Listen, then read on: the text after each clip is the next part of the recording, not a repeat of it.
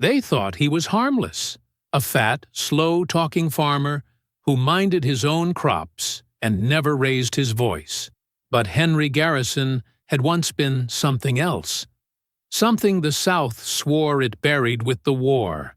When the Klan rode up one night, laughing as they burned his barn and beat his son, they believed they were teaching a lesson in fear. They didn't know Henry had learned a deadlier lesson. In the Union's shadow units, trained to kill behind enemy lines, he had buried his rifle, buried his rage, buried his past, until they gave him a reason to dig it all back up. Now, in a county ruled by terror, the hunted man will become the hunter, and every hooded face will learn that even the quiet ones remember how to fight. Because the night the Klan came for Henry's family, they woke the deadliest ex-slave the South ever made. Before we go any further, comment where in the world you are watching from, and make sure to subscribe, because tomorrow's story is one you don't want to miss.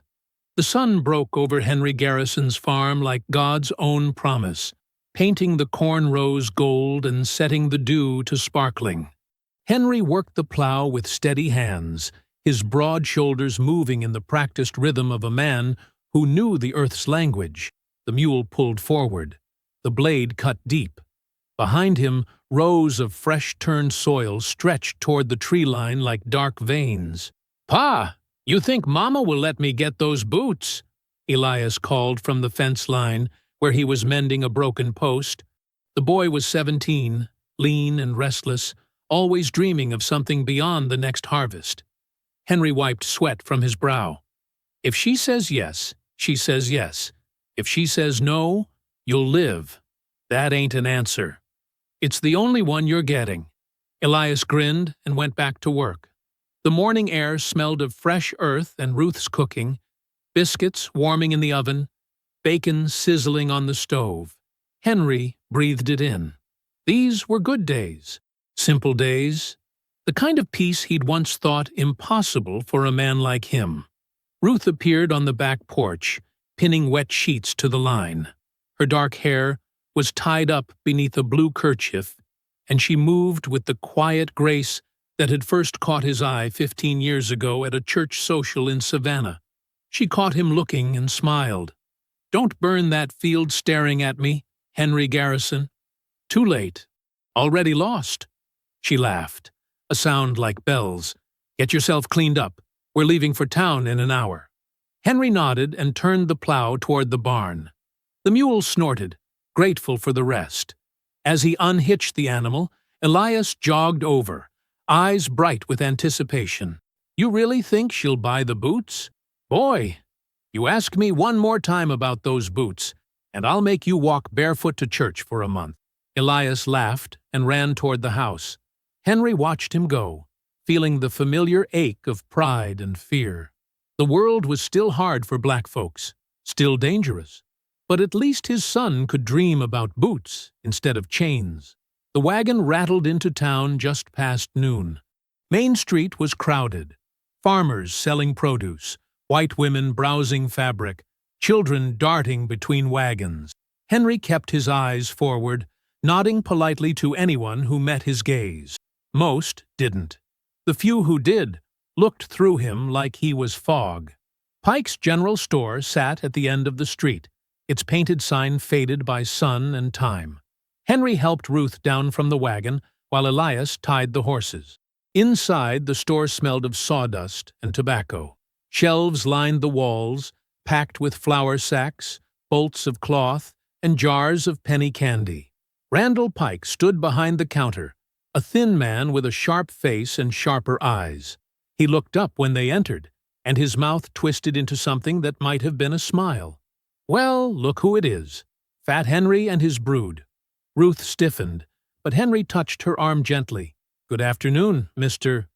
Pike. We're here for fabric and some supplies." Pike snorted. "You got money this time, or you begging credit?" Henry pulled coins from his pocket and set them on the counter. "Cash." Pike snatched the money, bit one coin to test it, then waved toward the fabric table. "Help yourself. Don't touch nothing you ain't buying. Ruth moved to the bolts of cloth, running her fingers over the cotton prints. Elias wandered toward the boots displayed near the window, his eyes wide. Henry stayed near the door, hands clasped behind his back, trying to take up less space. The door chimed. A young black boy, maybe 12 years old, slipped inside, clutching a penny. Tommy Bell. Henry knew his mother, a washerwoman who lived near the church. The boy approached the counter, eyes down. "Mr. Pike, sir. My mama sent me for sugar." "£1, please." Pike didn't look at him. "Counter's closed for coloreds right now. Wait outside." Tommy's face fell, but he nodded and turned to leave. As he passed the sugar barrel, his foot caught on a loose floorboard. He stumbled, catching himself on the barrel's edge. A small cloth sack tumbled from the barrel and landed at his feet. Pike's voice cracked like a whip. "Thief!" "No, sir. I didn't." "Caught you red-handed, boy." Tommy backed toward the door, hands up. "I swear, Mr. Pike, I didn't take nothing." Pike reached beneath the counter. When his hand came up, it held a pistol. Henry moved without thinking. "Mr. Pike, the boy didn't—" The gunshot was louder than thunder. Tommy Bell fell backward through the doorway, a red flower blooming across his small chest. The bag of sugar he'd never touched spilled across the floor, white crystals mixing with red. The store went silent. Ruth gasped. Elias stood frozen, his face drained of color. Outside, people gathered in a loose circle around the boy's body. No one moved to help. Pike lowered the gun. "Thieving little. He didn't steal nothing." Henry's voice was quiet, but carried weight. Every head turned. "I saw it. His foot caught. The bag fell. He didn't touch it." Pike's eyes narrowed. "You calling me a liar, boy?" Henry met his gaze. The word boy hung in the air like poison, but Henry swallowed it down. "I'm saying what I saw. That child didn't steal." A white man in a dusty suit pushed through the crowd. Federal Marshal's badge gleamed on his vest. "What happened here?" Pike pointed at Tommy's body. "Caught him stealing. Shot him in self-defense." The marshal looked at Henry. "You see it different?" Every eye in the store fixed on Henry. He felt Ruth's hand on his arm, felt Elias holding his breath. The smart thing was to stay quiet, keep his head down, protect his family. But Tommy Bell's mother would bury her son tonight.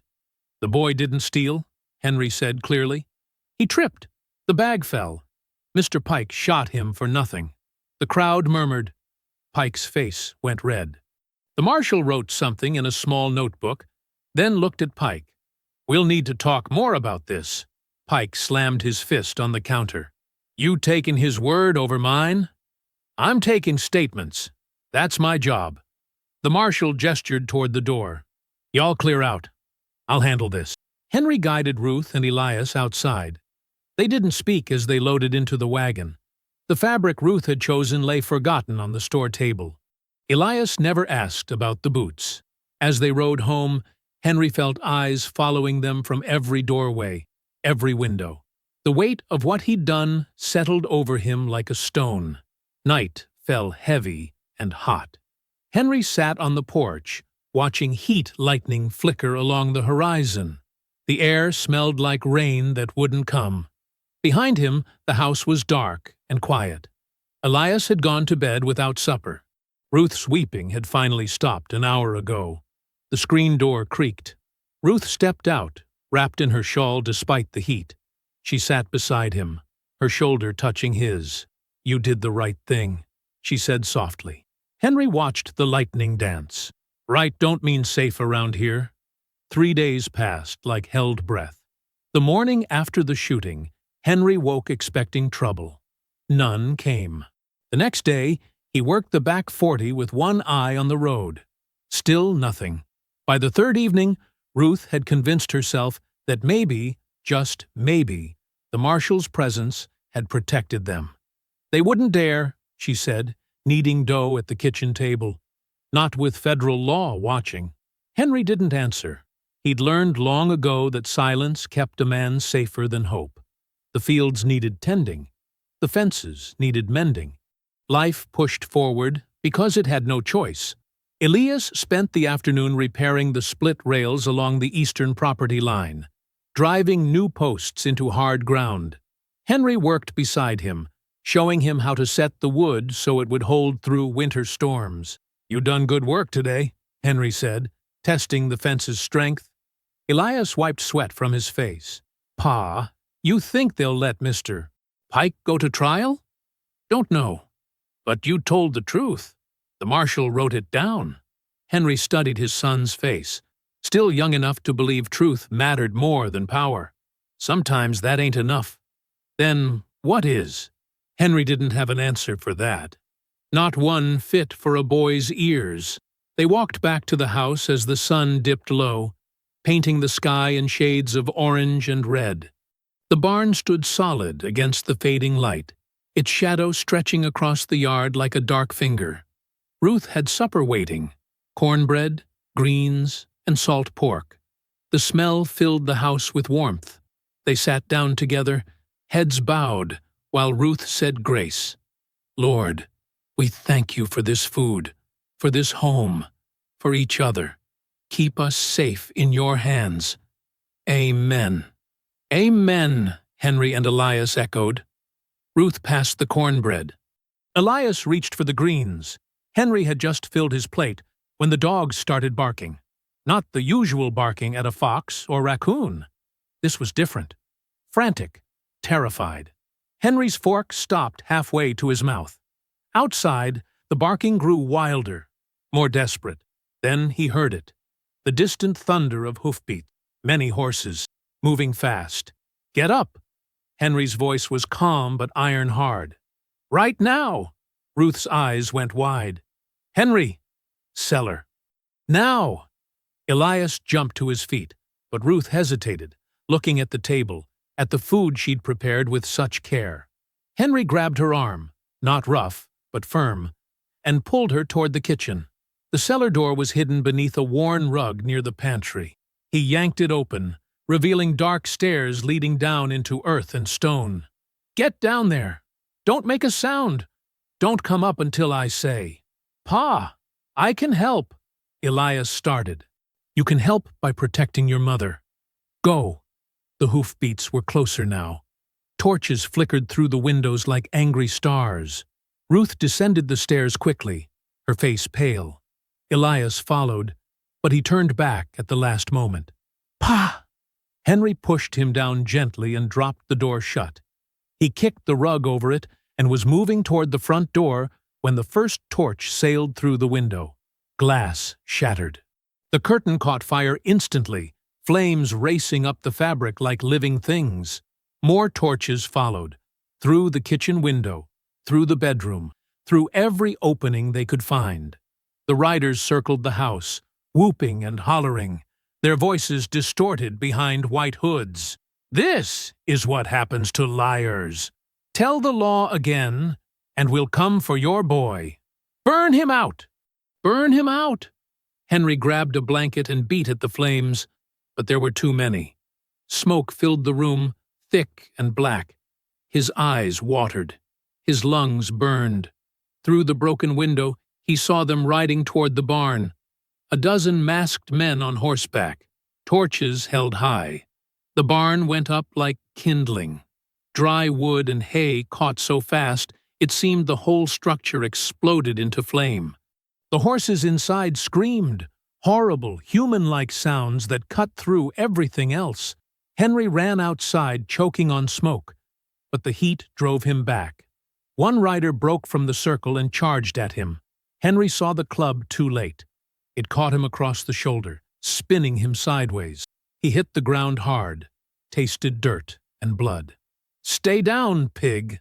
Another rider appeared, this one dragging something. A wooden cross, maybe 8 feet tall. They planted it in the yard and set it ablaze. The flames roared upward, casting dancing shadows across the masked faces. "Next time we come for the boy! You hear me? Next time!" Then they were gone, thundering back into the darkness as quickly as they'd appeared. The hoofbeats faded. The dogs went silent. All that remained was fire and smoke, and the terrible screaming of trapped horses. Henry pulled himself up and stumbled toward the barn. The heat pushed him back again. He could see shapes moving inside, dark forms writhing in the flames. Then, one by one, they fell still. Behind him, the cellar door opened. Ruth climbed out, Elias right behind her. She saw the barn and made a sound like something breaking inside her.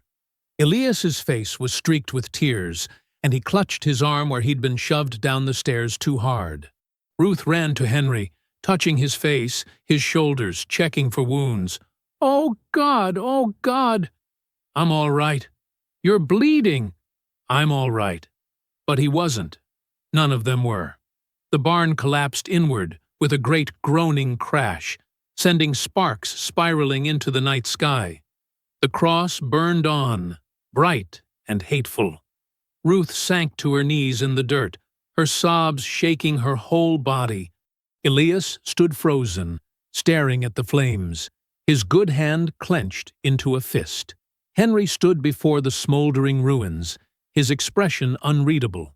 The fire reflected in his eyes made them look like dark coals. Around him, the night pressed close and heavy. In the silence between his wife's crying and the crackle of dying flames, he whispered, "I've buried enough." Then he turned toward the shed, the small building behind the house where he kept his tools, and walked slowly toward it.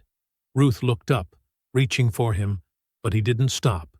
He opened the shed door, stepped inside, and pulled it closed behind him. The lock clicked into place. Ruth woke to an empty bed. The sky outside was still dark, the barest hint of gray creeping along the eastern horizon. She reached across the sheets where Henry should have been and found them cold. He'd been gone for hours. She rose quickly, wrapping her shawl around her shoulders against the morning chill. The house was silent except for Elias's soft breathing from his room. Through the window, she could see a single lantern burning near what remained of the barn. Henry stood in the ruins, already working. Ruth pulled on her shoes and hurried outside. The dawn air smelled of wet ash and charred wood. Henry had cleared away the worst of the debris during the night, blackened timbers stacked in careful piles, twisted metal sorted by the fence line. Now he was digging new post holes, driving the shovel into hard ground with mechanical precision. Henry, he didn't look up, just kept digging. Sweat darkened his shirt despite the cool morning. His left shoulder moved stiffly where the club had caught him, but he didn't slow down. "Henry, please, you need to rest. Need to rebuild. Not like this. Not alone. Get some of the neighbors to help." "Ain't asking for help." Ruth stepped closer, close enough to see the bruise spreading across his shoulder blade, purple-black beneath the fabric. "You're hurt." "I'm fine." "You're not fine. You've been out here all night." "I said I'm fine." His voice cracked like a whip, sharp enough to make her flinch. Silence fell between them. Henry's hands tightened around the shovel handle. He stood very still, breathing hard, staring at the hole he'd dug. Then, quieter. "Go back inside, Ruth. Not until you come with me. I got work to do." "The work can wait." "No, it can't." Something in his voice made her stop arguing. It wasn't anger. It was something colder, something that reminded her of winter ice over deep water. She watched him dig for another moment, then turned back toward the house. Elias was awake when she returned, sitting at the kitchen table with his injured arm cradled against his chest. She made breakfast, grits and yesterday's cornbread, but neither of them had much appetite. Through the window, they could see Henry working steadily, never pausing, never stopping. "He didn't come to bed?" Elias asked. "No." "Think he slept at all?" Ruth didn't answer. She knew he hadn't. The day passed slowly. Ruth tried to keep busy, washing clothes, mending torn curtains, sweeping ash from the porch. But her eyes kept drifting to the barn where Henry worked alone, raising new posts, measuring new beams. He moved like a man possessed. driven by something she couldn't name and didn't want to understand. By evening, he still hadn't come inside. Ruth brought him water and cold cornbread, but he barely acknowledged her, just drank the water in long gulps, and went back to work. His hands were blistered raw. Blood seeped through the bandage on his shoulder. "Please," she whispered, "please come inside. When it's done, it doesn't have to be done tonight." But he turned away from her, lifting another beam into place, and she knew he wouldn't listen. She went back to the house as darkness fell, leaving him to his solitary labor. She couldn't sleep that night, kept listening for his footsteps, waiting for the door to open. Around midnight, she gave up and lit a candle. Might as well clean, since sleep wouldn't come. She started in their bedroom, dusting the windowsill, straightening the quilts. When she knelt to sweep beneath the bed, her knee pressed against a loose floorboard. It shifted under her weight, with a soft creak. Ruth paused. They'd lived in this house for 3 years. She'd swept this floor 1,000 times. That board had never been loose before. She set down the broom and pressed the board again. It moved easily, one end lifting while the other stayed nailed down. Beneath it was darkness and the smell of old wood. Her hand trembled as she pulled the board fully loose. The space beneath was maybe a foot deep, carved out of the floor joists, and inside a trunk, small, military-ish, with a tarnished lock. Ruth's heart hammered as she dragged it out. The lock was broken, hanging loose from one hinge. She lifted the lid. Papers lay on top, official documents with Union seals yellowed with age. She picked up the first one carefully, tilting it toward the candlelight. Certificate of Service, Private Henry Garrison, United States Colored Troops, Special Operations Division. Beneath the papers was a knife, not a kitchen knife or a farming tool. This blade was black as midnight, maybe 8 inches long, designed for one purpose only. The edge was still sharp enough to catch the light. Her hands shook harder. She set the knife aside and kept digging. A medal, rusted but readable. USCT Sniper Division, for service behind enemy lines. A photograph. Henry in uniform, younger, leaner, standing with 4 other black soldiers. All of them held rifles. None of them smiled.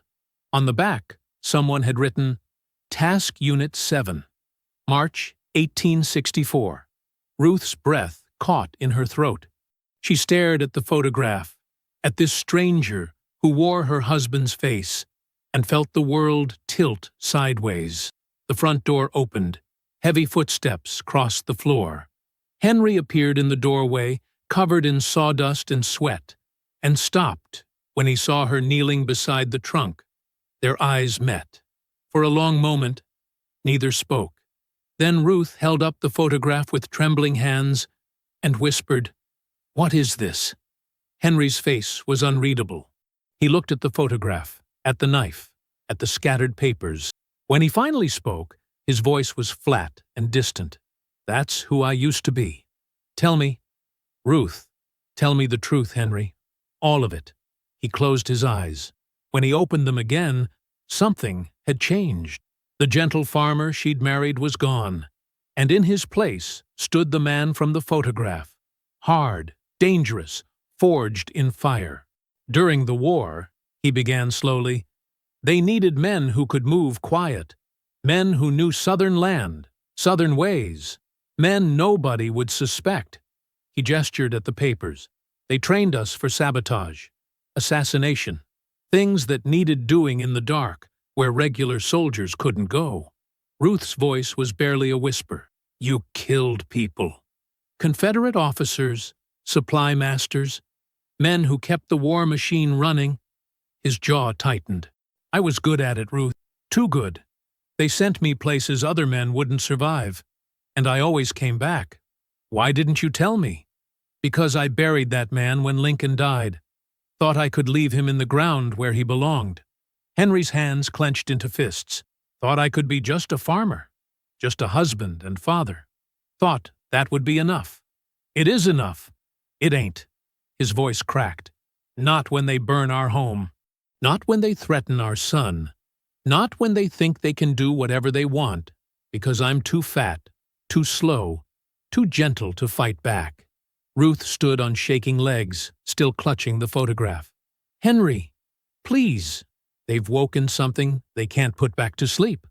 The words hung in the air between them like smoke. Ruth looked at her husband, really looked at him, and for the first time in their marriage, she felt afraid. Not of him. Of what he might become. Don't go looking for trouble, she pleaded. Please, we can leave. Start over somewhere else. Somewhere safe. Henry crossed the room and took her face in his large, calloused hands. He kissed her forehead gently, the way he always did, but his eyes were somewhere far away. Trouble found us first, he said softly. Fog rolled in thick that night, turning the world gray and formless. Henry stood at the edge of his property, watching it spread through the pines like something alive. The moon was a dim smudge behind the clouds, perfect weather for hunting. He'd changed into dark clothes, an old shirt and pants he kept for butchering. No sense ruining good fabric. The hunting knife hung from his belt in a leather sheath, 8 inches of folded steel he'd last used to dress a deer. The rope coiled around his shoulder was hemp, strong enough to hold a mule. Ruth had gone to bed hours ago, but he knew she wasn't sleeping. He'd heard her crying softly through the bedroom door. Elias slept easier, exhausted from helping rebuild the barn, but even the boy tossed and turned with bad dreams. Henry stepped into the fog. The woods swallowed him whole. He moved without sound, placing each foot carefully, testing the ground before shifting his weight. Old habits. He'd learned to walk like this during the war, ghost quiet through enemy camps, invisible among the trees. His size made people think him clumsy, but that was their mistake. A big man could move silent if he knew how.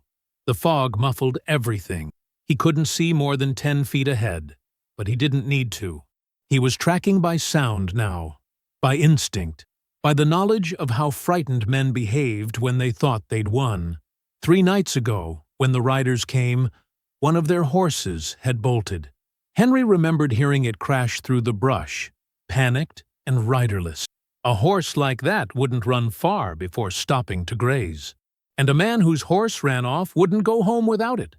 Not when that horse cost good money, and explaining its loss meant admitting he'd been thrown. Henry followed the riverbank south. The fog was thicker here, rising from the water in ghostly sheets. His boots sank into soft mud, but made no sound. A night bird called once, sharp and sudden, then went silent. There, fresh tracks in the mud. Horse hooves, recent enough that water hadn't filled them yet. The stride was short, nervous.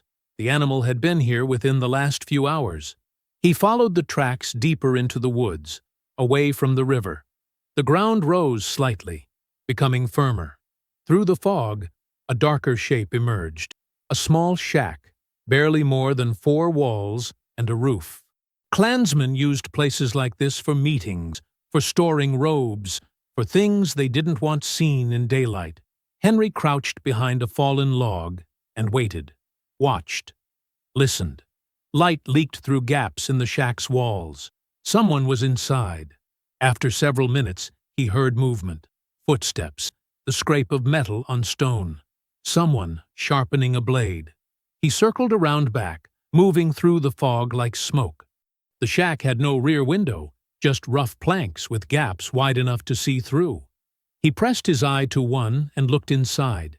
A single man sat on an overturned crate, bent over a whetstone. His hood lay crumpled on the dirt floor beside him. He was young, maybe 25, with pale skin and dark hair. His jaw worked steadily as he drew a knife back and forth across the stone. Scrape, scrape, scrape. The sound rhythmic and hypnotic. The horse stood tied outside, drinking from a bucket.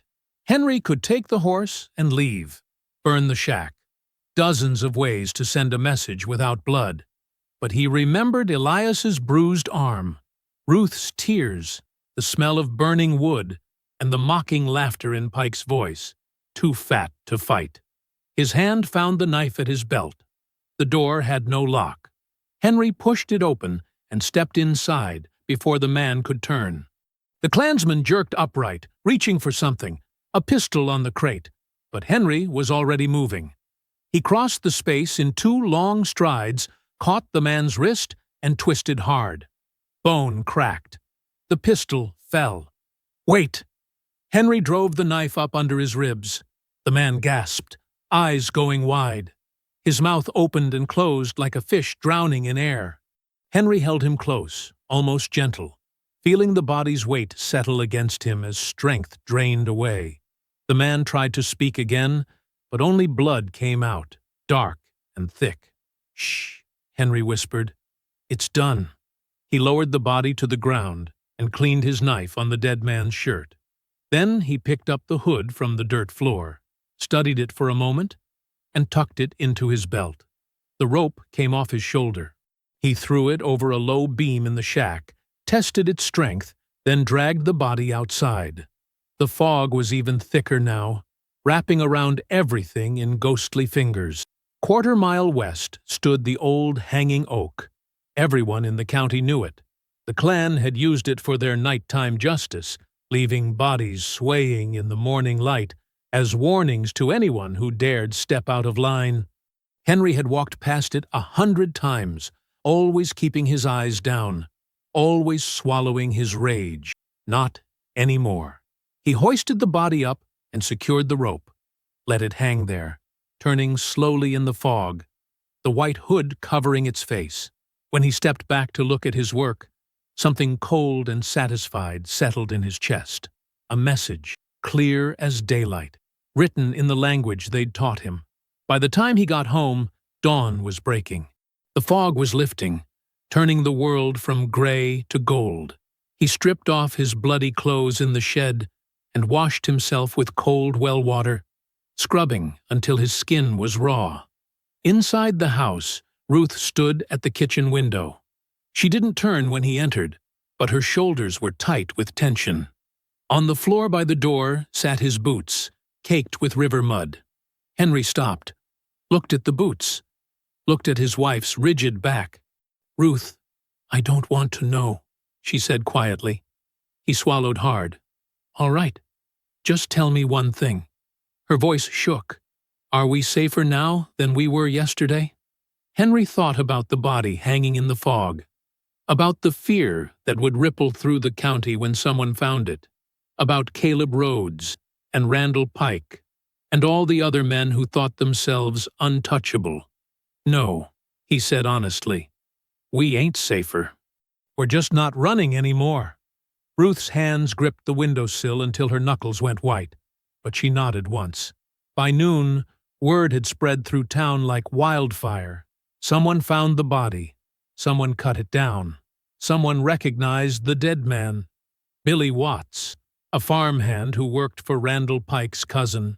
Whispers filled the general store, the blacksmith's shop, the church steps. Hanged in his own hood, string marks on his wrists, cut clean as butchering. Caleb Rhodes stood in Pike's store, listening to the rumors with cold fury building in his chest. He was a lean man, all sharp angles and controlled violence, with the military bearing of someone who'd commanded troops in battle. His gray eyes were ice. "It's that damned Garrison," Pike hissed. "Has to be. Nobody else would—" "A fat farmer who can barely walk straight?" Rhodes's voice was soft, dangerous. "You think he did this?" "Who else? We burned his barn, didn't we? This is revenge." Rhodes studied the fear in Pike's eyes and felt disgust curl in his stomach. The man was a coward hiding behind a hood, brave only in crowds, but he was also family, married to Rhodes's wife's sister, which meant his problems were Rhodes's problems. "The devil's turned black and fat," Rhodes said slowly, almost to himself. He picked up a knife from the counter, tested its edge. "Fine. If Garrison wants war, we'll give him one he won't survive." That evening, the Garrison house was quiet. Henry sat at the table while Ruth served supper. Beans and cornbread, same as always. Elias picked at his food, glancing at his father every few seconds. Outside, frogs sang in the darkness. Crickets chirped. Normal sounds, peaceful sounds. Finally, Elias spoke. "Pa? Yes? Who's going to stop the man who burned our barn?" Henry looked at his son's young face, still bruised from the attack, and felt something twist in his chest. Ruth stood frozen by the stove, holding her breath. "Someone already has," Henry said quietly. The hammer struck true, driving the nail deep into fresh wood. Henry wiped sweat from his brow and stepped back to examine his work. The new barn was taking shape, slower than before, but steady. Each plank he set felt like an answer to the men who had tried to break him. 7 days had passed since Billy Watts's body turned up hanging in the fog. 7 days of whispers. The town had changed. White folks spoke in lower voices when black people passed. They crossed streets to avoid close contact. At the general store, mothers pulled their children closer when Henry walked by, as if his size alone could crush them. The fear that had once belonged only to freedmen now infected everyone. Black Ghost, they called him. Night Devil. The fat man who kills in darkness. Henry didn't mind the names. Fear was a language everyone understood. He bent to lift another board when movement caught his eye. 2 figures approaching from the road. He recognized them immediately. Isaac Taylor and Benjamin Cross. Both men had fought beside him during the war. Both had settled nearby after Lincoln's assassination. Isaac was older, gray-bearded and careful. Benjamin was younger, restless, with quick hands and quicker temper. They stopped at the fence line and waited. Henry set down his tools and walked over. "Heard about Billy Watts," Isaac said quietly. His voice was gravel and smoke. Henry said nothing. Benjamin looked toward the house, then back. "Heard other things, too. About who might have done it." "Lots of folks hearing lots of things these days," Henry replied. Isaac's eyes held steady on him. "We came to say we remember how you fought. We remember what you can do." He paused. "And we're saying if you need men who remember too, men who know how to move quiet and strike hard, you got them." Henry studied both men carefully. Trust was expensive now, but these were soldiers who'd bled beside him, who understood that freedom was won through strength, not asking nicely. "Tomorrow night," he said low. "Old Mill Road. When you hear the whippoorwill call 3 times, you'll know it's safe." Benjamin smiled thin and cold. "Like old times." "Nothing like old times," Henry corrected. "This time, we're fighting for our own land." That evening, Ruth noticed the change in him. He moved differently now, quieter, more deliberate. His eyes swept every shadow before he entered a room. At supper he barely ate, just watched the windows with that distant, calculating look she'd seen in the photograph from the war. "Henry," she said softly, "what are you planning?" He looked at Elias first, then back at her. "Building a barn." "Don't lie to me." Silence stretched between them. Outside, cicadas screamed their summer song. "I'm making sure what happened to us don't happen to nobody else," he said finally. Ruth's hands trembled as she set down her fork. "By doing what? Killing more of them? When does it stop?" "When they learn to leave us be." "They'll never learn. They'll just bring more men, more guns." Her voice broke. "I'm scared, Henry. Not of them. Of losing you. Of what this is doing to you." He reached across the table and took her hand. His palm was rough with calluses, warm and strong. "I know you're scared. I am too. But running don't fix nothing. Hiding don't stop them from coming back." "What about Elias?" She pulled her hand away, anger flashing in her eyes. "What about his future? You want him growing up thinking violence is the only answer?" "I want him growing up," Henry said quietly. Period. And right now, the only way I know to make sure of that is showing these men that we ain't prey no more. Tears slipped down Ruth's cheeks. She looked at her son, who sat frozen between them, eyes wide and frightened. "Please," she whispered, "think about what you're becoming." Henry stood slowly, his chair scraping against wood. "I'm becoming what I always was. Just took them burning our home to remind me." The old mill stood abandoned on the river's edge, its water wheel broken and still. When Henry arrived near midnight, Isaac and Benjamin were already there, along with 3 other men, all former soldiers, all freedmen who'd settled in the county after the war. They gathered in a circle while Henry laid out his plan, using a stick to draw in the dirt. The clan had a meeting barn 5 miles north, hidden in a grove of pines. They gathered there every Thursday night to plan their raids, drink whiskey, and congratulate themselves on keeping order. "We burn it," Henry said simply. "But first, we make sure nobody's inside except the ones who deserve it." "How do we know when they're meeting?" one man asked. "Lantern signals," Isaac answered. "Same codes we used during the war. 1 light in the window means all clear. 2 means danger. 3 means strike now." Benjamin grinned. "I know a girl who works in Pike's household. She'll help." They spent the next hour planning who would watch which road, where to position lookouts, how to use bird calls to communicate across distance. It felt familiar, settling into old rhythms, becoming soldiers again. When they finished, Henry looked at each man in turn. "You don't have to do this. Any of you can walk away." Nobody moved. "All right then," he said. "Thursday night, when the whippoorwill calls." 3 nights later, flames painted the sky orange. The clan's meeting barn burned like a torch, sending sparks spiraling into darkness. Henry and his men had waited until the riders were deep in their ceremony, then barred the doors and set the fire. Screams echoed through the pines as men tried to escape through windows, only to find rifles waiting. Some made it out. Most didn't. Miles away, in a different barn, Henry's group freed 2 black families who'd been kidnapped and held for questioning. The children cried with relief. The mothers prayed. The fathers shook Henry's hand with trembling gratitude. "Get north," Henry told them. "Don't stop until you're 3 counties over." By dawn, the county was in chaos. White men armed themselves and formed patrols.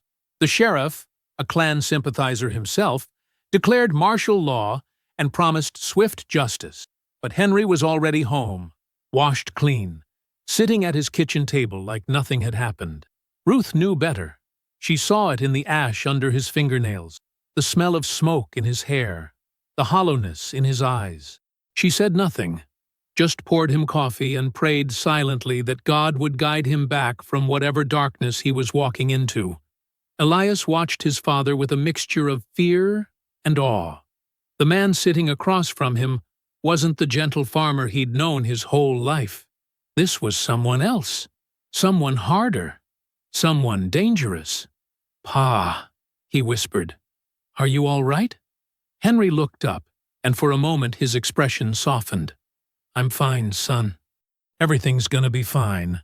But even as he said it, he knew it was a lie. Late that night, the family sat in heavy silence. Ruth mended clothes by lamplight while Henry cleaned his rifle, the motions automatic and practiced. Elias stared out the window, unable to sleep, unable to stop thinking about the flames he'd seen reflected in distant clouds. Suddenly, he stiffened. "Pa." Henry looked up. "Someone's out there." Elias pointed toward the tree line. "In the shadows. Watching." Henry set down his rifle and stood slowly. Through the window, he could just make out a shape. Tall, hooded, motionless among the trees. He walked to the door and stepped outside, rifle in hand. The night air was cool and thick with cricket song. He moved across the yard toward the tree line, each step deliberate and calm. But when he reached the spot where the figure had stood, there was nothing. Just trees, just darkness. And on the ground, laid carefully on a flat stone, a single blood-stained glove. Ruth woke to emptiness. The moment she opened her eyes, she knew something was wrong. The quality of silence was different. Too hollow, too still. She reached across the bed. Henry's side was cold. Already outside working, probably. But then she noticed the door to Elias's room standing open. She sat up fast, heart pounding. "Elias?" No answer. She threw off the blanket and rushed to his room. Empty bed. Clothes missing. She ran through the house, calling his name, bare feet slapping against wood floors. The kitchen was dark. The porch was empty. Panic clawed up her throat as she burst outside into the gray dawn light. Then she heard hoofbeats. A horse emerged from the tree line, moving slow and unsteady. Elias sat hunched in the saddle, shoulders shaking, face pale as milk. His hands gripped the reins so tight his knuckles had gone white. "Elias!" Ruth ran toward him as he dismounted. He nearly fell, legs trembling so bad he could barely stand. She caught him by the shoulders. "Where were you? What happened?" He couldn't speak, just stared at his hands like they belonged to someone else. Henry appeared from the barn, saw them, and came running. "What's wrong?" Elias looked at his father and something broke inside him. Words spilled out in gasps between sobs. "I followed you. Last night. I wanted to help. I waited in the woods while you worked inside the barn. And then I saw him." "Saw who?" Henry's voice went hard and cold. "A rider. Coming up behind you. I tried to call out, but—" Elias's voice cracked. "He had a gun, Pa. He was gonna shoot you in the back. So I... The boy couldn't finish. Didn't need to. Henry saw it all in his son's eyes. The fear, the shock, the terrible understanding of what killing another person felt like. He pulled Elias close, wrapping his big arms around the trembling boy.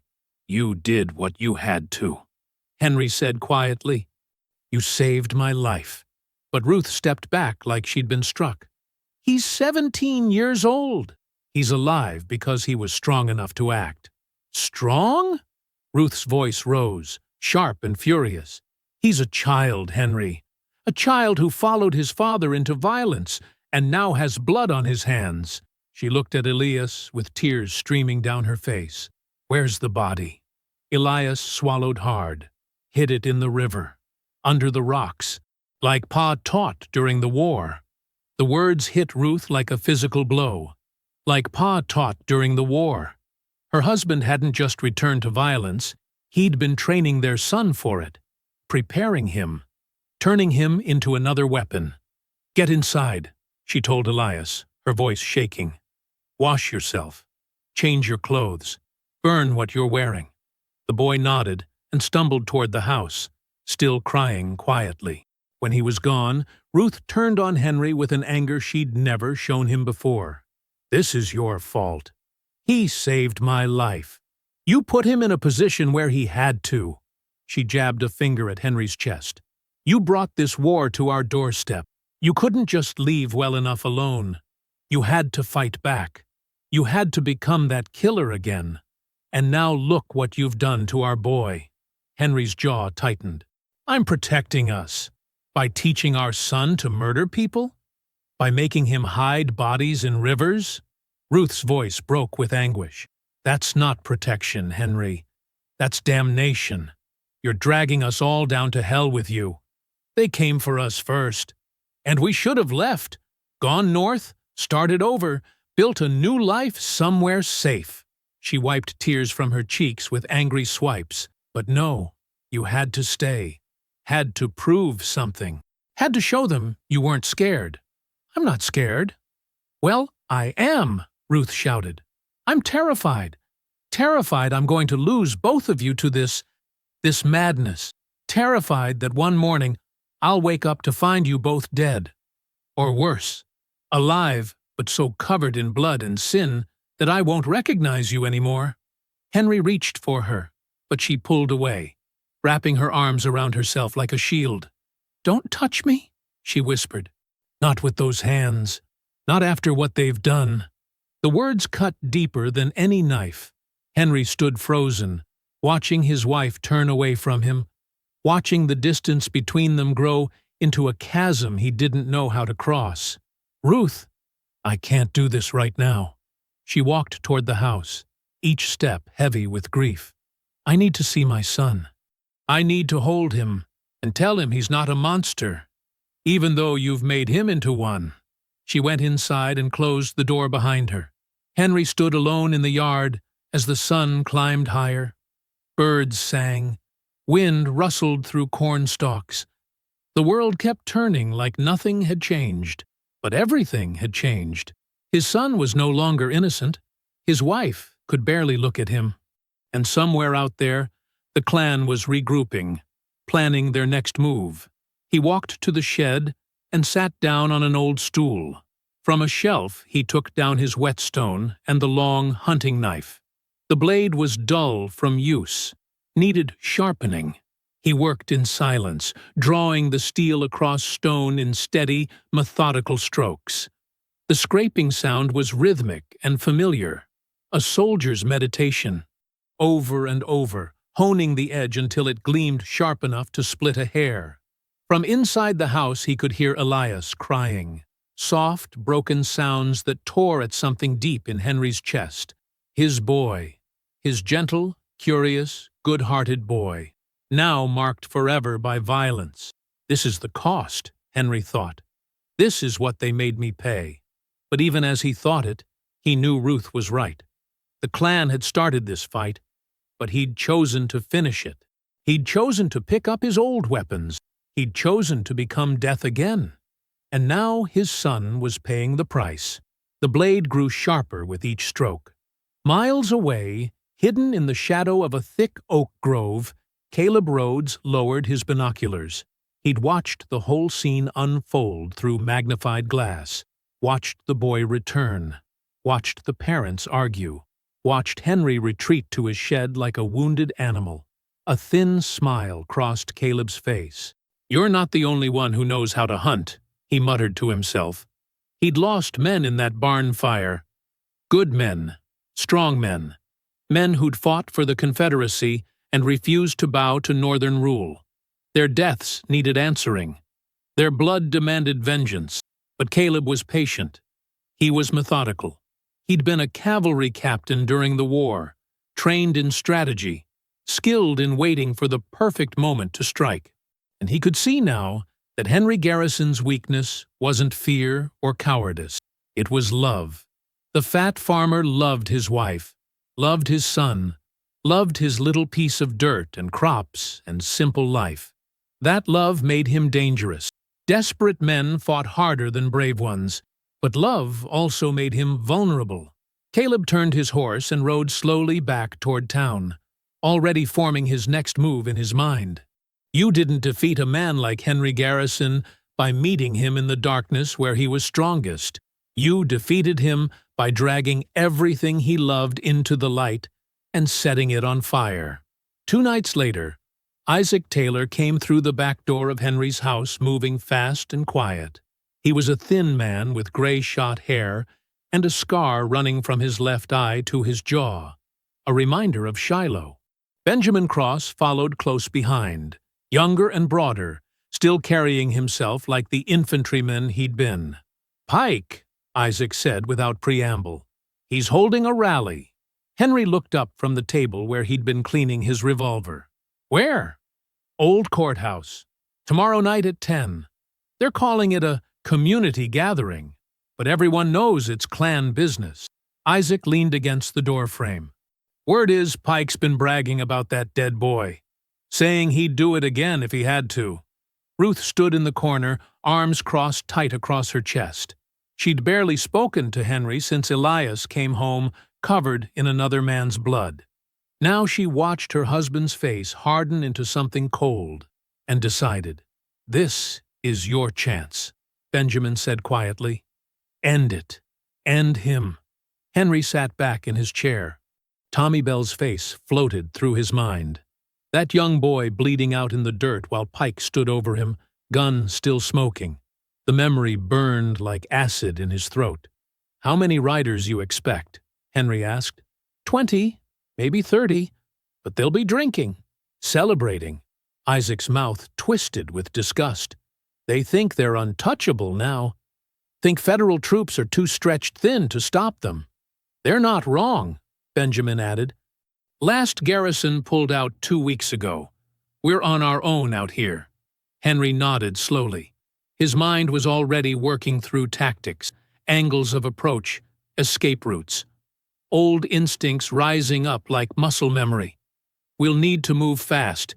Hit them before they realize what's happening. I'll round up the others, Isaac said. We can have 8 men ready by tomorrow evening. Make it 10, Henry said, and bring every blade you've got. Guns make too much noise. We need this quiet until it's too late for them to organize. Ruth made a small sound in her throat. When Henry looked at her, she was staring at him with something like grief in her eyes. What? He asked. Listen to yourself. Her voice was barely above a whisper. Planning murder like you're planning a harvest. They murdered a child. And killing them will bring him back? Henry stood up, the chair scraping loud against the floor. It'll stop them from killing the next one. No, Ruth said firmly. It'll just give them another excuse, another reason to come after us. After Elias. She stepped closer, searching his face for any trace of the gentleman she'd married. Please, Henry, please don't do this. I have to. You don't. You choose to. She touched his arm, but he pulled away. You're choosing this path. Choosing violence over family. Choosing revenge over justice, Henry interrupted. This is justice. Justice comes from God. God ain't here, Henry said flatly, but I am. The silence that followed was heavy and absolute. Ruth looked at her husband for a long moment, then turned and walked upstairs without another word. Her footsteps echoed through the house. A door closed softly. Isaac cleared his throat. We'll come for you at 9 tomorrow night. Leave your lantern burning if you're still willing. Henry nodded. I'll be ready. After they left, he sat alone in the dark kitchen. Upstairs, he could hear Ruth crying. The sound cut through him worse than any bullet ever had. But he didn't go to her. Didn't try to explain or apologize. What good would words do now? He'd made his choice the moment Tommy Bell hit the ground. The next night came cold and moonless. Henry moved through darkness like a shadow. 10 men behind him spread out in a loose formation. They'd circled the old courthouse from 3 directions, using the tree line for cover. Inside, torches blazed, and voices rose in drunken celebration. Through a gap in the shutters, Henry could see Randall Pike standing on a makeshift platform, red-faced and shouting. And every one of them uppity coloreds needs to remember their place. We didn't fight a war, just to... Henry gave the signal. Isaac and 2 others scaled the courthouse walls with rope and cut the torch lines. The sudden darkness brought screams and confusion. Men stumbled over chairs. Someone fired a gun wildly into the ceiling. Chaos erupted. Henry kicked in the side door and moved through the crowd like death incarnate. His blade found throats and kidneys. Bodies fell. Someone grabbed at him, but he broke the man's arm with a single twist and kept moving. His target was Pike. Everything else was just obstacle. He found him near the platform, scrambling for a dropped pistol. Henry kicked it away and grabbed Pike by the collar, lifting him easily despite the man's thrashing. You shot a child, Henry said. Pike's eyes went wide with recognition and terror. You can't. I can. The knife went in clean and quick, just below the ribs. Pike made a wet, choking sound and went limp. Henry held him until the light faded from his eyes, then let the body drop. Outside, his men were already retreating into the woods. Henry followed, but stopped at the courthouse doors. He dragged Pike's corpse out into the open and found a hammer and nails in a nearby tool shed. It took 10 minutes to nail the body to the heavy wooden doors, arms spread wide like some terrible crucifixion. From his pocket, Henry took a piece of paper he'd prepared earlier. The words were written in Ruth's careful schoolteacher script. Justice served. He pinned it to Pike's chest and stepped back to survey his work. Behind him, the courthouse had fallen silent. A few groans, the sound of men fleeing through back windows, but no pursuit. Not yet. Henry walked home through fields of cotton that glowed pale in the starlight. When he arrived, the house was dark. Ruth had gone to bed without leaving him supper. Upstairs, Elias's door was closed. He sat on the porch and waited for dawn. Morning came with the sound of horses. Henry was drinking coffee when he saw them. 3 federal marshals riding up the lane, badges gleaming in the early light. Behind them rode Caleb Rhodes on a gray stallion, face smooth and satisfied. Ruth emerged from the house, saw them, and her hand flew to her mouth. "No!" The marshals dismounted. The leader, a tall man with a thick mustache, approached with his hand resting on his pistol grip. "Henry Garrison? That's me. You're under arrest for the murder of Randall Pike and conspiracy to incite violence against white citizens." The marshal's voice was flat and professional, like he was reading from a script.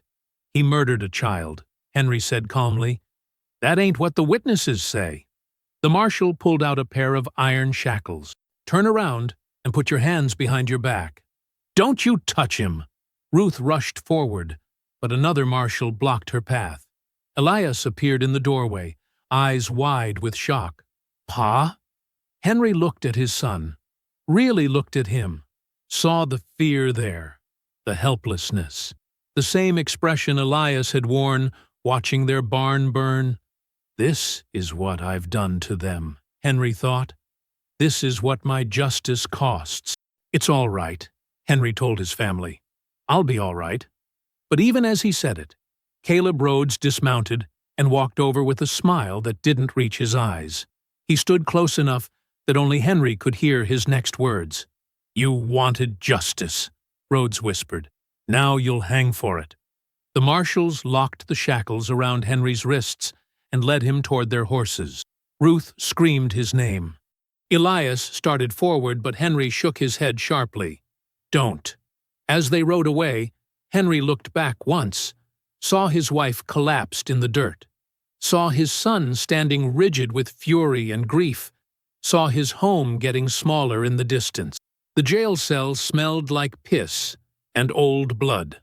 Henry sat on the wooden bench bolted to the wall, his wrists bruised purple where the iron shackles had cut into skin. Dried blood crusted around the edges of the wounds. His shoulder throbbed where one of the marshals had wrenched his arm during the ride into town. But Henry barely noticed the pain. He'd felt worse during the war. Outside, thunder rolled across the Georgia sky. The storm had been building all afternoon, dark clouds piling up like mountains, the air growing thick and electric. Through the small, barred window, Henry could see lightning flicker in the distance. Each flash lit the cell in stark white relief, then plunged it back into shadow. He counted his breaths, kept his mind clear, waited. Footsteps echoed down the hallway. Keys jangled. The door at the end of the corridor swung open with a rusty groan, and Caleb Rhodes stepped through. The former Confederate captain moved with the easy confidence of a man who knew he'd already won. His boots were polished to a shine. His suit was pressed and clean. Everything about him spoke of order and control, the opposite of Henry's blood-stained shirt and chained hands. Rhodes stopped outside the cell and smiled. "Comfortable?" he asked. Henry said nothing. "I wanted to thank you personally," Rhodes continued, folding his arms across his chest, "for making this so easy. When Pike told me about the fat farmer who testified against him, I thought we'd have to work harder to put you in the ground. But you did half our job for us." Still, Henry stayed silent, watching. "You know what I find fascinating?" Rhodes leaned against the bars, his voice dropping to something almost conversational. "During the war, you people were everywhere, hiding in our ranks, sabotaging our supply lines, killing good Confederate soldiers in their sleep. We never knew which slave was just cooking our meals and which one was cutting throats come midnight." Thunder crashed overhead. The jail shuddered. "I hunted men like you. Rhodes said quietly. Back in '63, when Sherman was burning his way to the sea, I tracked down a whole cell of Union spies, colored folks pretending to be field hands, caught them passing intelligence to Federal scouts. His smile widened. We hanged them from the same trees they used to hide messages in, left them swinging for a week as a warning. Henry's hands flexed slowly. The muscles in his jaw tightened. So, when I heard about the ghost-killing Klansmen, Rhodes continued, I knew exactly what you were. Recognized the tactics, the silence, the precision. He pressed his face close to the bars. You think you're clever. Think you're some kind of righteous warrior. But you're just a slave playing soldier. And the war's been over for 7 years. War's never over, Henry said softly. Rhodes's smile faded. You're right about that. But this time, we're going to finish what we started. No more federal interference. No more carpetbaggers telling us how to run our own land. He straightened up, brushing imaginary dust from his sleeve. And we're starting with you. Tomorrow morning, you'll hang. And after that, we'll visit your family. Make sure your boy understands the cost of uppity behavior. Make sure your wife learns to keep her mouth shut when white men are talking. Rhodes's voice was pleasant, almost friendly. I'm going to finish what the war started, Henry. I'm going to put you people back where you belong. Lightning flashed. Thunder followed instantly. The storm was directly overhead now. Henry stood up slowly. Even in chains, even beaten and bloodied, his size was imposing. He walked to the bars and looked down at Rhodes. You made a mistake. Did I? You think this is about me? Henry's voice was calm as still water. You think killing me ends it, but I'm just the first. You burn my barn, I kill one rider. You arrest me, I kill Pike. You threaten my family. He paused. What do you think happens next? Rhodes's smile returned, but it looked forced now. Empty threats from a dead man. We'll see. The former captain turned and walked back down the hallway without another word. The door slammed shut. His footsteps faded into silence. Henry returned to the bench and sat down. Outside, rain began to fall. First a scatter of drops, then a roar like 1,000 drums. Water streamed down the window. Lightning turned the world white and terrible. He closed his eyes and waited. Hours passed. The storm raged. The jail guards, 2 white men with Confederate pins still on their lapels, had started drinking around sunset. Henry could hear them in the front room, their voices growing louder and sloppier with each bottle. They laughed about the hanging tomorrow, argued about who would get Henry's farm after he was dead, made crude jokes about Ruth.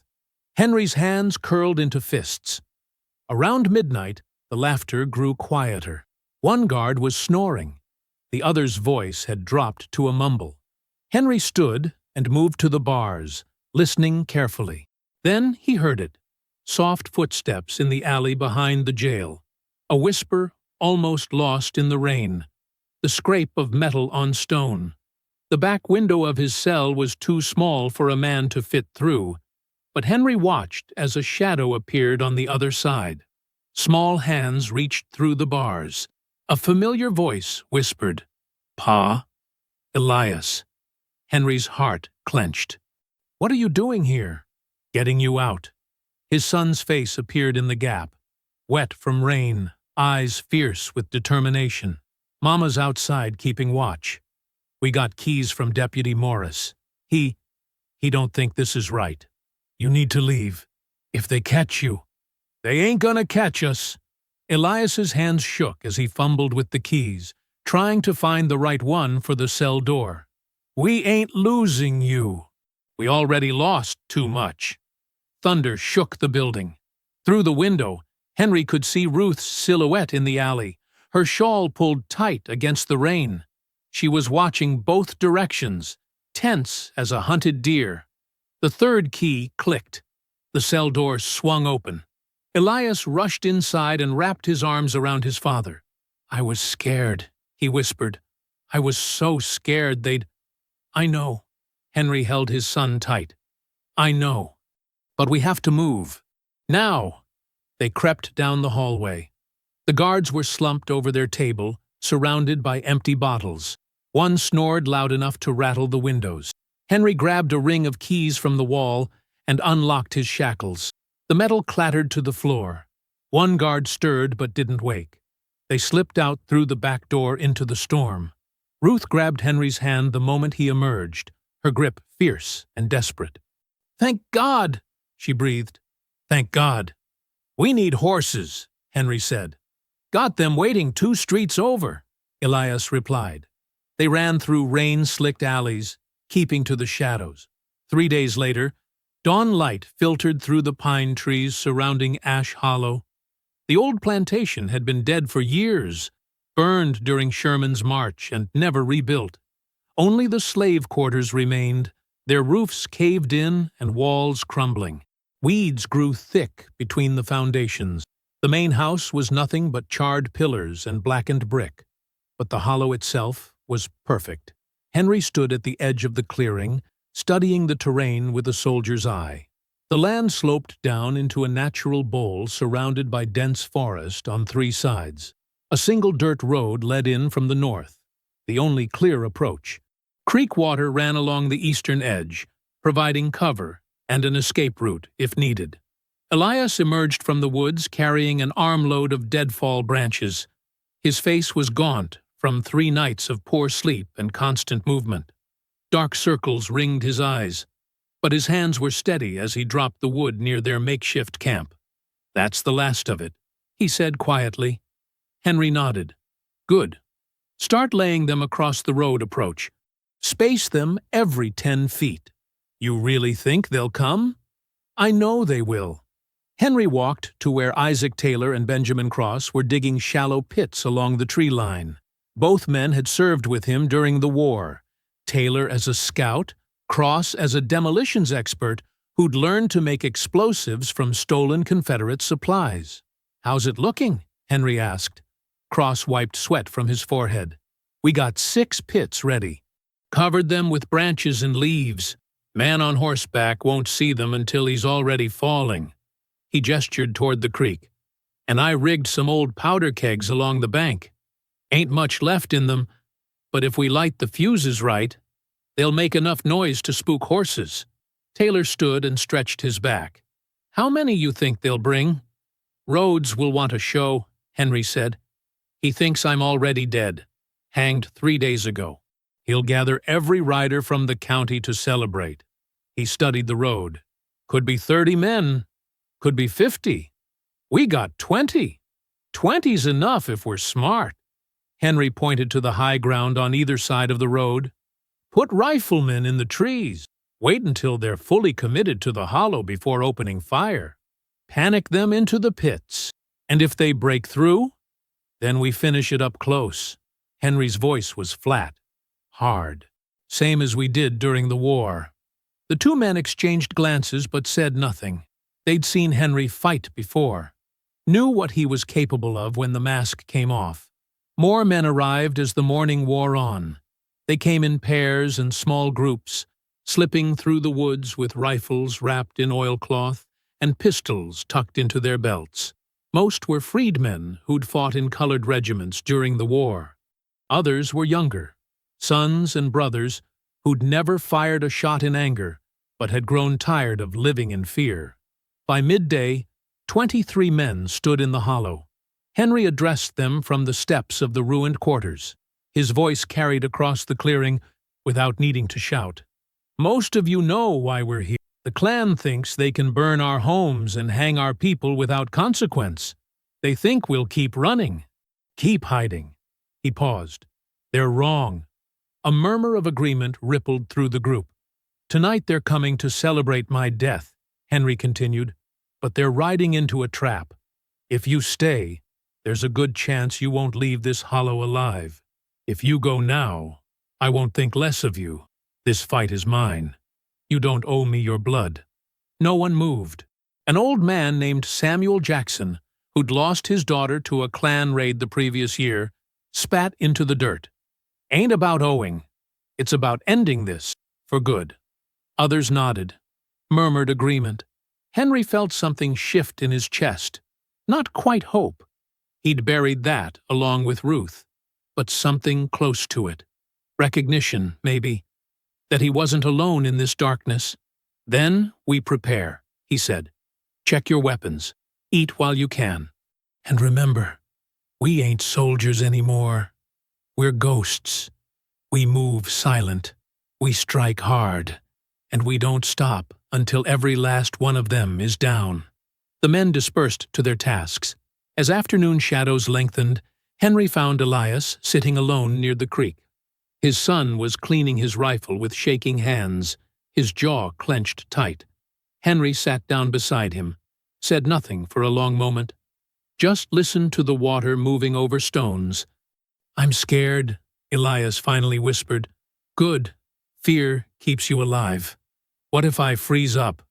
What if I can't? His voice broke. What if I get you killed?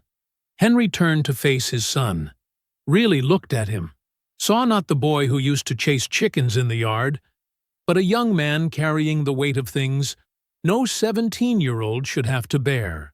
Saw Ruth in the shape of his eyes, saw himself in the set of his shoulders. Listen to me, Henry said quietly. When the shooting starts, your body will know what to do. You've been training for this your whole life, even if you didn't realize it. Every time you tracked a deer, every time you steadied your aim, every time you chose to stand instead of run. I ain't like you, Pa. I ain't. You're better than me. Henry gripped his son's shoulder. You still got a choice. Still got a chance at a life that ain't stained with this. He gestured toward the hollow. I won't outlive you, son, but I'll make sure you outlive them. Elias's eyes glistened. Promise? I promise. They sat together in silence as the sun dropped lower. Around them, men prepared for war, sharpening blades, checking powder, whispering prayers. Night fell like a curtain. The temperature dropped. Mist rose from the creek, turning the hollow into something ghostly and unreal. Men took their positions in the trees, on the high ground, behind fallen logs. They wore dark clothes that blended with shadows. Their faces were smeared with mud and ash. Henry stood at the center of it all, his rifle in hand. Beside him, Elias held his own weapon with white-knuckled determination. Around them, 21 other men waited in absolute silence.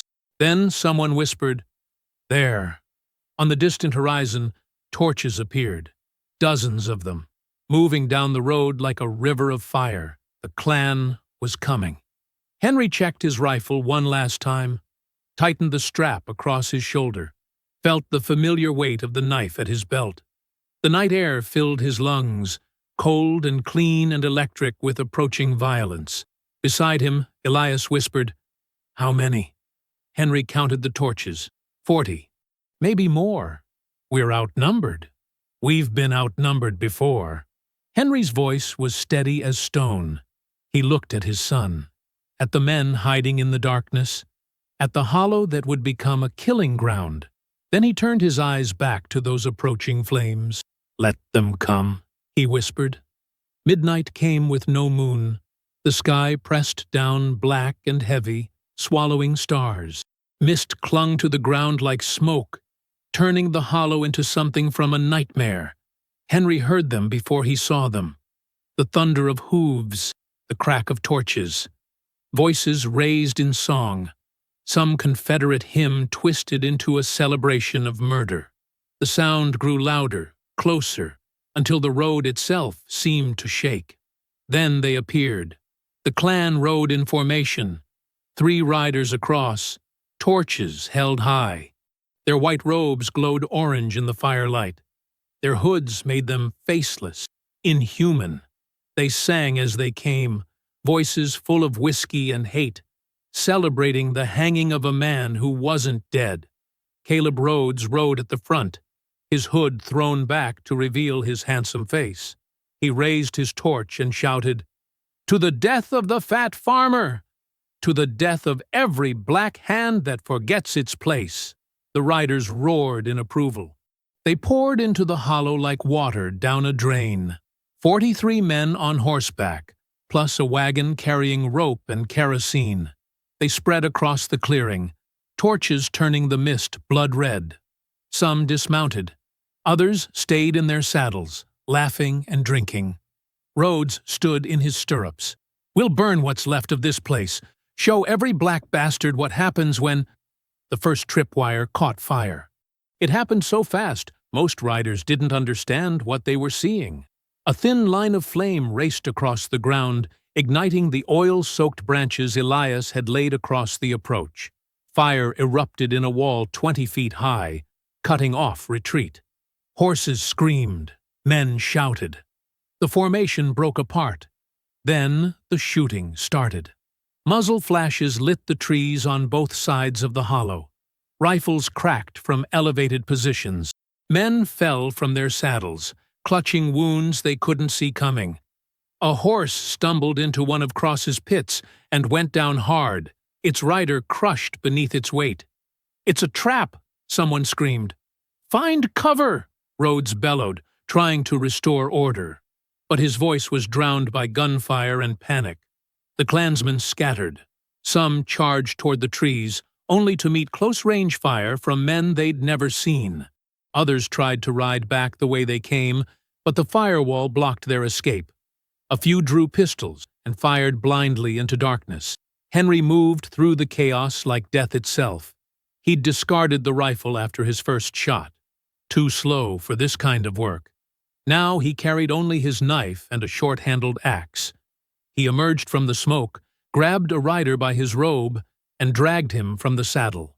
The man's scream cut short. Another clansman charged with a torch. Henry sidestepped, buried the axe in his ribs, kept moving. Elias fought nearby, his rifle empty, now wielding it like a club. He cracked it across a rider's skull, dropped him, pulled his pistol. His hands shook, but his aim held. He fired twice. Both shots found their mark. Around them, the hollow transformed into a slaughterhouse. Cross's powder kegs detonated along the creek bank. Not enough to kill, but enough to send horses bolting in terror.